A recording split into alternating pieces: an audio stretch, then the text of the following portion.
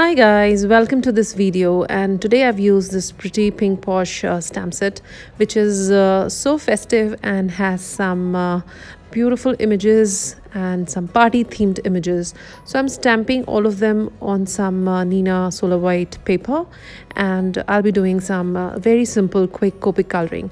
I'm stamping it with my Nuvo hybrid ink in jet black, and I really love this ink, and when you get it in your hedgehog hollow kit, it really becomes a necessary part of your crafting. So I'll be listing all the Copic markers I'm using, and it is very simple and quick. I'm just trying to add some light blues here so as to have an illusion of a glass, and then I'll be coloring the red wine with some dark reds and a cap in green and yellow. So I'll stop speaking here. You can see it is a very basic way of Copic coloring. I'm just using two shades and doing some highlights and some shadows. So I hope you'll enjoy this, and once this is done, we'll assemble the card together.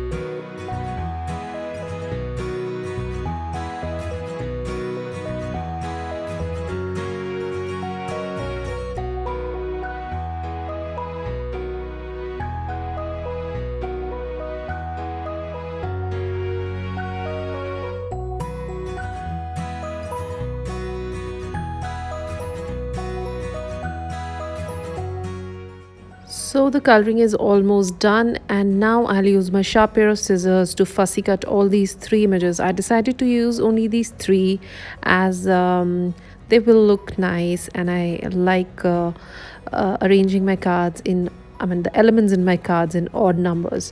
So I'm using this cutter bee scissors, and it's perfect for fussy cutting. So here are my three elements which will go on top of my card. So now to create the card base, I'm using very pretty textured cardstock, and I'm in white and in brown. I'm using a thin strip of brown paper so as to create my table or to ground these three images. So I'm placing it at the bottom of my white card base, and I'll also jazz it up with a little washi tape. I'm using my tonic glue roller thing. It's called the Funky Tape Runner, and I'm using that for the card. I'm going to stick it at the bottom, and I'll top it up with this beautiful black and white washi tape. So now is the time to place a sentiment, and I used the one which is in the stamp set which says pop, fizz and clink. So I'm using that because the other one is for New Year's, which we cannot use, and so this was perfect.